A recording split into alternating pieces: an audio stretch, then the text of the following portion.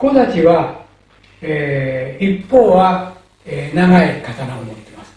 長いで、小太刀というのは短い刀です。別の言葉で言うと、脇差しとも言います。侍は2本刀を持ってました。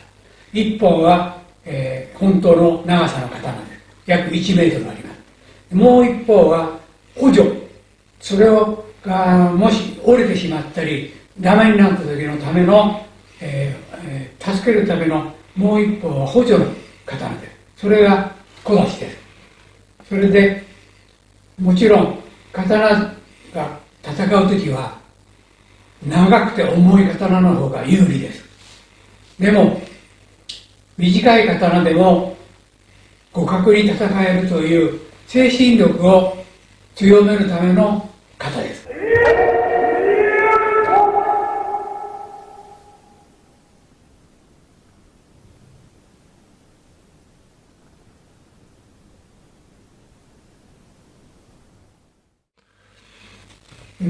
ですから、短い刀でも、大きな刀に負けないように強い力を持ってするのと、それからもっと素早い動き、それから一番大事なのが勇気。大きい刀にもなんていうか負けそうだなとかそういう気持ちを持たないような強い気持ちを持つことが大事なんです。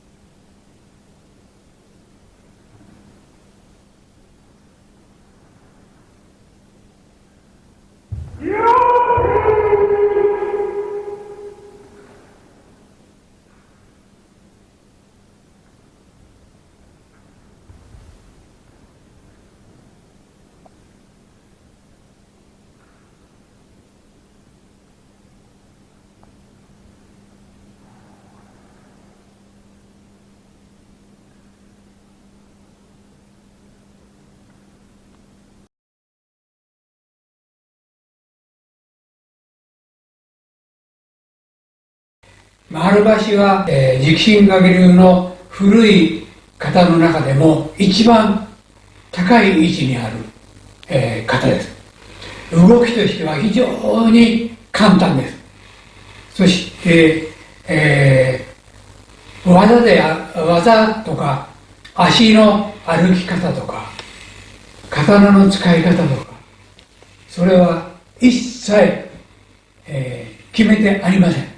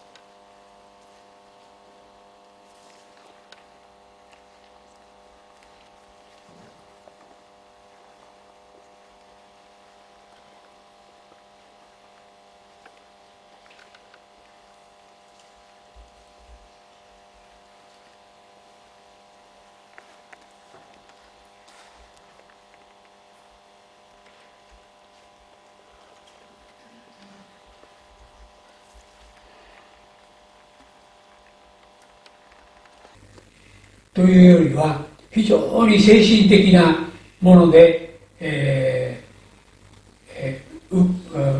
動かなければいけません。刀の力とか技で相手を圧倒するんではなくて、精神力で相手に技を出させないことが、大事なんですね。これは丸橋の、最初の考え方としては、こういう話があります。小さい川がありました。そこへ直心海流の先生が行きました。そうすると丸い木の橋がかかっています。とても怖くて向こうへ行くことができません。それで渡ろうか渡るまいかと考えた時に、一人の目の不自由な人が来ました。でその目の不自由な人はちょんちょんと杖で橋を叩いたと思ったら、スラスラスラスラとそこの橋を渡っていったそうです。そこでその直心会の先生は、あ、これだと分かったそうです。つまりどんな深い川でも深い谷でも、それを見なければ怖さは生じないんだ、怖さはないと。そこから考え出された方がこの丸橋だそうです。だから、相手がどんな刀を持とうが、どんな強そうな大きな人であろうが、全然恐れずに普段と同じように、戦えば勝てると。それがこの方の教えなんです。はい、ですからこの丸橋の方は直心影流の中でも他の方を十分、稽古して全部できるようになってからでないと先生は教えなかったんだそうです。はい、今では誰にでも教えますけども、そういう精神的な問題はやはり、10年20年と稽古しないとわからないのかもしれません。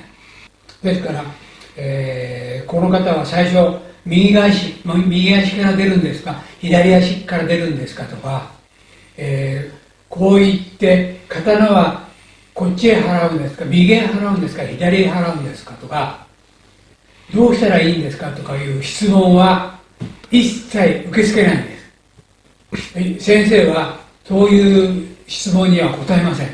ですからみんながそれぞれ違うやり方でやっていいんだと私は思います。一応基本的な動きはあります。